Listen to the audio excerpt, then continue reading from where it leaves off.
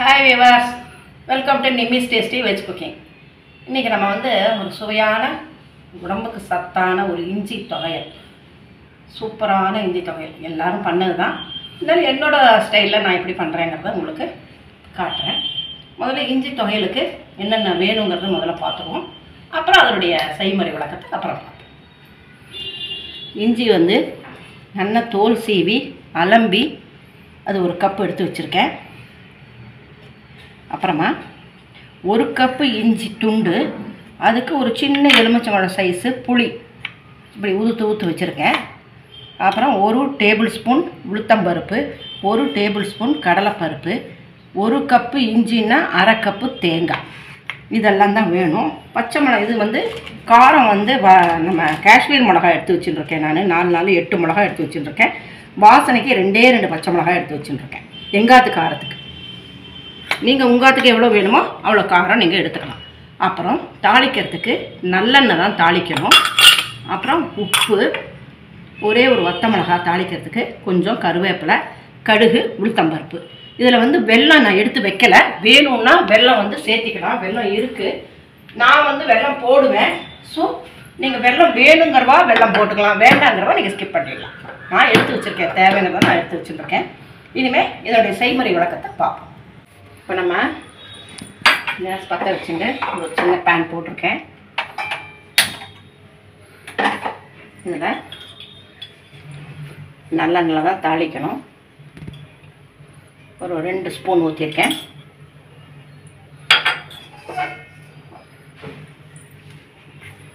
முதல்ல 1 table spoon உளுத்தம்பருப்பு, 1 table spoon கடலைப்பருப்பு, 2 முதல்ல வறுபடட்டும். வறுபட்டதுக்கு அப்புறமா இஞ்சி போடணும். அது பாதி வறுபடணும். வறுபட்டதுக்கு அப்புறமா இஞ்சி போடணும். இஞ்சி போட்டு கொஞ்ச நேரத்துக்கு புளியை போடணும். கடைசியில் இந்த மிளகாயும் தாளிக்கணும், போட்டு வதக்கணும். அதுக்கப்புறமா தேங்காய் போடணும். நான் 1 பை 1 காட்டுறேன். கேஸை சிம்லேயே வச்சுக்கோங்க. இது உடம்புக்கு ரொம்ப ஜீரண சக்தி, உடம்புக்கு ரொம்ப சத்துங்கிற அடிக்கடி இதை இஞ்சி தொகையில பண்ணுங்க. எப்போ பார்த்தாலும் தேங்காய் தொகையில் பருப்பு தொகையில் அரைக்கிறத விட அடிக்கடி வாரத்துக்கு ஒரு 2-3 நாள் நீங்கள் இஞ்சி தொகையில் அரைச்சிடுங்களேன். இதை அரைச்சி வச்சுட்டேன்னா உங்களுக்கு சப்பாத்தி, இட்லி, தோசை, அடை, சாதத்துக்கு ரொம்ப நல்லா இருக்குமே. சுட்டாப்பழம் இருந்தால் கூட போருமே. இதுக்கு எல்லாருக்கும் பாதி வறுபட்டாச்சு. இப்போ நம்ம இந்த ஸ்டேஜில் இஞ்சியை போட்டுடலாம்.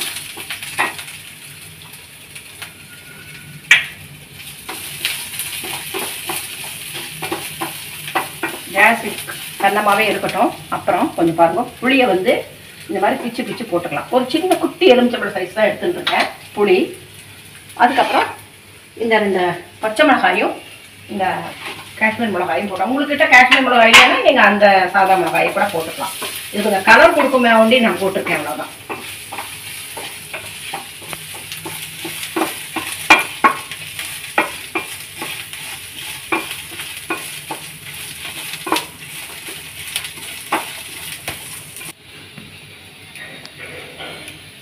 இது ஃபுல்லாகவே பாருங்க, நல்லா ரெட்டாக வதங்கிட்டு வருது. நல்லா வாசனை, இந்த இஞ்சி வதங்கின வாசனை, அந்த கடுகு, இந்த உளுத்தம்பருப்பு, கடலைப்பருப்பெல்லாம் நல்லா சூப்பர் ஸ்மெல்லு, வறுக்கிற ஸ்மெல்லு, நல்லா ரோஸ்ட்டாக நல்லா கமன்னு வாசனையாக இருக்குது. இந்த டைமில் நான் பெருங்காயம் எடுத்து வைக்க மறந்துட்டேன். அதுமாதிரி பொடி பெருங்காயமாக இருந்தாலும் பரவாயில்ல, கட்டி பெருங்காயமாக இருந்தாலும் பரவாயில்ல.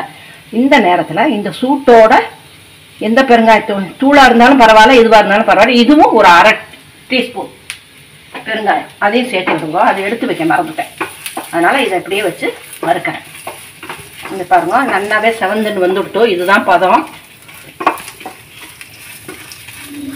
பாருங்க, கடலைப்பருப்பு, உளுத்தம்பருப்பு 2 சவக்க வறுத்தாச்சு. அப்புறம் மிளகாயும் கோல்டன் கலரில் ஆகிடுத்து. பச்சை மிளகாயும் வறுபட்டு கொடுத்தோம். அப்புறம் புளியும் நல்லா வதங்கியாச்சு.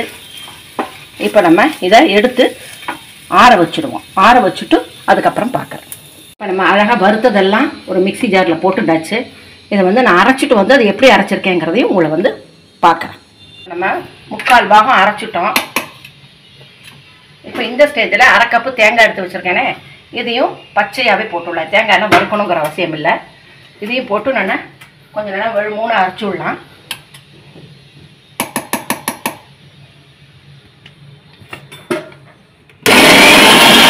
தேங்காயும் போட்டு அரைச்சாச்சு. அடுத்தது பாருங்க, ஒரு ஸ்பூன், ஒரு சின்ன குட்டி ஸ்பூன் தான் எடுத்துட்டுருக்கேன் வெல்லம் போட்டுவிட்டு இந்த சட்னிக்கு தேவையான உப்பையும் போட்டுடலாம். பாருங்க, சட்னிக்கு தேவையான அதுவும் ஒரு தேவையான அளவு ஒரு சின்ன ஸ்பூனில் போட்டு இதையும் சேர்ந்தா அப்படி நல்லா கொஞ்சம் மையாட்டம் அரைச்சிப்போம். மிக்சியில் பாருங்க, இந்த மாதிரி நல்லா நைஸாக அரைச்சின்னு வந்தாச்சு. நல்லா கெட்டியாகவே அரைச்சிக்கோங்க, தண்ணி ஊற்ற வேண்டாம். இப்போது நம்ம என்ன பண்ணுறோன்னா, இந்த கடுகு உளுத்தம் பருப்பு, ஒரு வத்தமிளகா, ஒரு கொஞ்சோண்டு கருவேப்பிலை நல்லெண்ணெயில் தாளித்து இப்படியே கொட்டி இப்படியே கூட பராமரிக்கலாம். ஆனால் நான் வந்து 2 நிமிஷம் பண்ணுவேன். ஒரு தடவை இந்த மாதிரி பண்ணிப்பேன், ஒரு தடவை இது எண்ணெயில் போட்டு ஒரு வதக்கிட்டோம்னா அது இன்னுமே நல்லாயிருக்கும். இதுவுமே சூப்பராக இருக்கும். இப்படியே டைரெக்டாக போட்டு நீங்கள் கலந்து கூட சாப்பிட்டுக்கலாம். அப்படி இல்லைன்னா மறுபடியும் கொஞ்சம் எண்ணெய் ஊற்றி ஒரு வதக்கு கலரிட்டேன்னு வச்சுக்கோங்களேன், இன்னும் ரொம்ப நல்லாயிருக்கும் டேஸ்ட். அது இப்படியே பண்ணிக்கலாம், அப்படியே பண்ணிக்கலாம். கொஞ்சம் ஒரு ஸ்பூன் போட்டுக்கலாம். போட்டுட்டு கடுகு உளுத்தம் பருப்பு தாளிச்சு விடலாம்.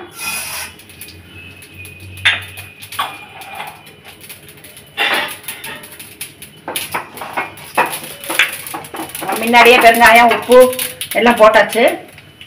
ஒரு வத்தமிளகாய் தாளிச்சுட்டு தேவையான அளவு கொஞ்சமாக கருவேப்பிலை,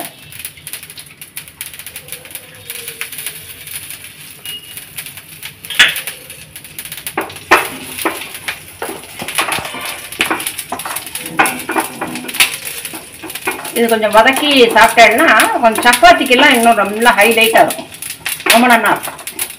சாப்பாட்டுக்குமே பாருங்களேன், நல்லெண்ணெய் ஊற்றி சாப்பிடும்போது நெய் ஊற்றி சாப்பிட்றத விட நீங்கள் சாப்பாட்டில் சூடு சாதத்தில் நல்லெண்ணெய் ஊற்றி மின்னத்து சாதத்துக்கு நீங்கள் வந்து சாப்பிடுங்களேன், ரொம்ப நல்லா இருக்கும். தாளிச்சாச்சு, நம்ம இதை போட்டு வதக்கிடுவோம்.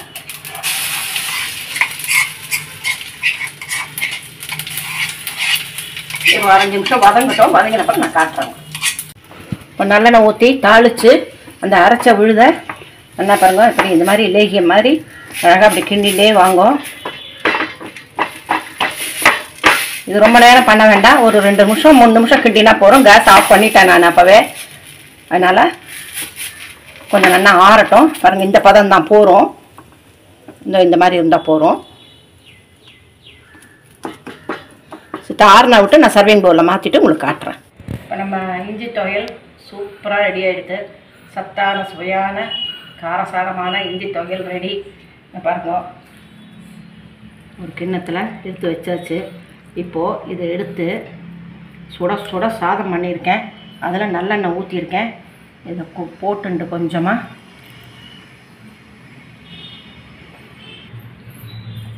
அதுக்கு சூட்டபிளான சுட்டப்பளம் சுட்டு வச்சுருக்கேன். நல்லா ஜீரண சக்தி ஆகிடுமே. நல்லா குழந்தைகளுக்கு இப்போவே, வளர்கிற குழந்தைகளுக்கு இப்போவே இதெல்லாம் கொஞ்சம் கொஞ்சமாக கொஞ்சம் காரம் வேணாலும் கம்மி பண்ணிக்கோங்க. கம்மி பண்ணிவிட்டு பண்ணி பாருங்களேன். குழந்தைகளுக்கு இப்போல்லாம் இதெல்லாம் கொஞ்சம் வழக்கப்படுத்தியிருக்கோம் அப்பப்போ. பார்த்தீங்களா, சுவையான இஞ்சி துவையல் சாதம் ரெடி.